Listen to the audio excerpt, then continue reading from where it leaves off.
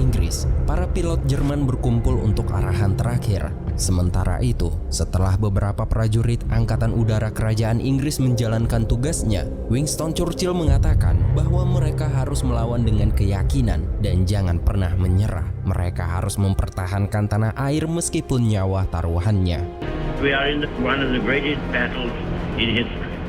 You ask, what is our policy?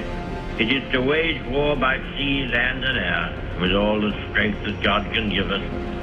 Victory at all costs. Without victory, there is no survival. We shall fight on the seas and oceans. We shall fight with growing confidence and growing strength in the air. We shall defend our island, whatever the cost may be. We shall fight on the beaches. We shall fight in the fields and in the streets. We shall never surrender. Setelah semua pasukan Angkatan Udara Inggris di atas tumpukan awan tebal, barulah mereka melihat musuh dan baku tembak pun terjadi.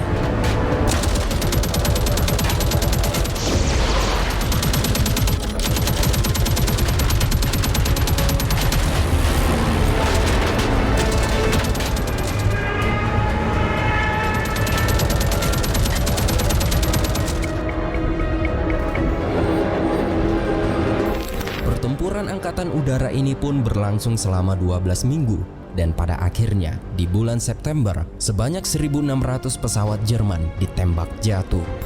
Akibat banyaknya korban dari pihak Jerman berjatuhan, seluruh misi harus dibatalkan dan pertempuran Inggris Raya pun berakhir dan untuk saat ini Inggris terbebas dari invasi.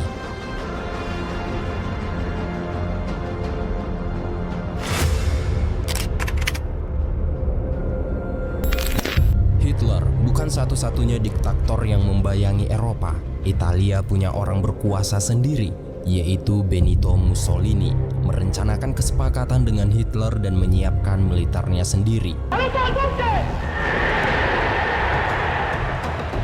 Scendiamo in campo contro le democrazie dell'Occidente. Corri alle armi e dimostra la tua tenacia, il tuo coraggio, il tuo valore.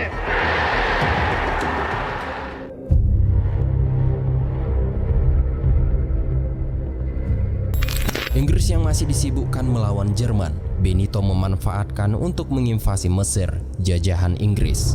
Sementara itu di Eropa, ribuan tentara sekutu kini menjadi tawanan perang. Salah satunya adalah Pham Pham Kiem, tentara Vietnam yang bertugas di Angkatan Darat Inggris. Kemudian tentara Nazi mulai memisahkan tentara kolonial dari tahanan perang lainnya. Setelah mencukur rambut semua tawanan, mereka diberi nomor identifikasi. Namun alasan dibalik pemberian nomor tersebut tidak dipahami oleh para tahanan. Ternyata Nazi melakukan sesuatu yang mereka sebut riset medis untuk memajukan keyakinan rasis mereka, dan ini baru permulaan. Kemudian kita menuju ke area ibu kota Polandia, yaitu Warsawa. Di Polandia yang dijajah, mereka mengasingkan populasi Yahudi ke wilayah perkotaan yang dikenal sebagai Kampung Yahudi. Seorang pemuda bernama Julian Kulski yang masih berumur 13 tahun. Dari pengakuannya, ia sangat bertekad untuk melawan pasukan Jerman sehingga ia memutuskan ikut masuk ke pasukan perlawanan Polandia. Awalnya ia hanya menjadi seorang budak yang membawa pesan melalui jalur bawah tanah rahasia. Kemudian komandannya mengajarinya menggunakan senjata dan cara membunuh orang dengan pisau atau tangan kosong. Setelah mendapat ilmu dalam melakukan serangan, unit Julian mempersiapkan perlawanan terhadap penjajah. Namun operasi mereka ini diketahui oleh Nazi dan komandan mereka dari pasukan perlawanan Polandia tertangkap dan langsung dibunuh. Melihat komandan mereka dibunuh, Julian dan beberapa anak lainnya semakin marah dan mulai mencari pasukan Jerman. Di pusat kota mereka bertemu salah satu tentara Jerman dan langsung menghabisinya. Dan hal ini merupakan pertama kalinya Julian Kulski membunuh manusia.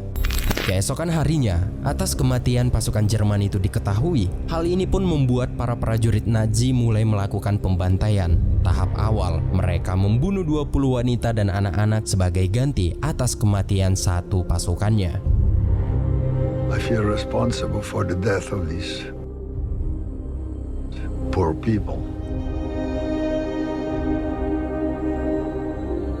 Di kampung Yahudi, orang-orang Yahudi mulai dikumpulkan dan ditarik paksa untuk dibawa ke kamp-kamp yang sudah dibangun oleh Jerman. Dan Nazi juga punya rencana terhadap orang-orang Polandia yang tersisa. Setelah beberapa hari kemudian, pasukan tentara SS datang. Pasukan SS merupakan pasukan elit Nazi yang anggotanya diambil dari barisan pengawal Hitler yang paling ditakuti di seluruh Eropa, yaitu Schutzstaffel atau biasanya disingkat dengan sebutan pasukan SS. Dari pengakuan warga sipil Polandia bernama Aloji Twardowski, ia mengatakan para anak-anak dibawa ke suatu tempat dikarenakan makanan di Polandia sangat terbatas. Maka dari itu pasukan SS memasukkan anak-anak ke dalam gerbong kereta api yang tertulis anak-anak Polandia akan dipelihara di Kaisaran. Dan ini merupakan pengakuan dari Aloji Twardowski. Eines Nachts kam ein Trupp SS-Leute. Man erzählte den Müttern, da es sehr schlecht mit den Lebensmitteln für Polen bestellt war, Sie wissen, dass man die Kinder aufpäppeln wollte und ins Reich bringen würde, in so ein Kinderlager. Weiß ich noch, auf einmal befand ich mich, und die Kinder wurden dann ihnen aus den Armen gerissen, in die Züge. Wobei auf den Waggons stand, polnische Kinder zur Ernährung ins Reich. Aloji Twardowski adalah salah satu dari 20.000 anak Polandia yang diculik pasukan SS saat itu.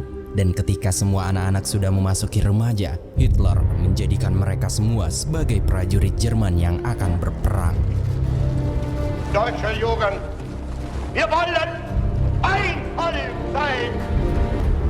Und ihr, meine Jugend, soll dieses Volk nun werden, denn ihr seid Fleisch. Von unserem Fleisch und Blut, von unserem Blut. Und in euren jungen Gehirn brennt dasselbe Geist, der unten herrscht. Vor uns liegt Deutschland, in uns marschiert Deutschland und hinter uns kommt Deutschland.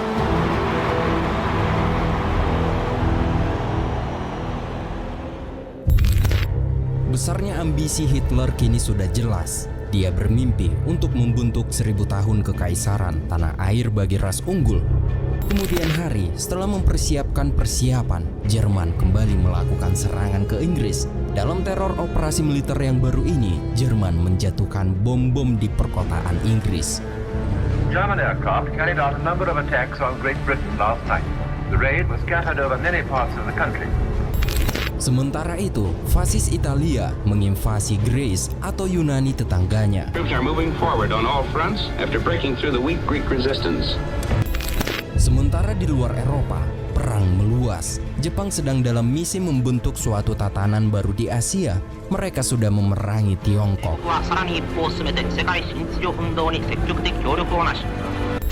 Dan kini, Nazi Jerman, fasis Italia, dan imperialis Jepang sepakat untuk bergabung membentuk aliansi baru yang tangguh, dan mereka dikenal sebagai Blok Poros.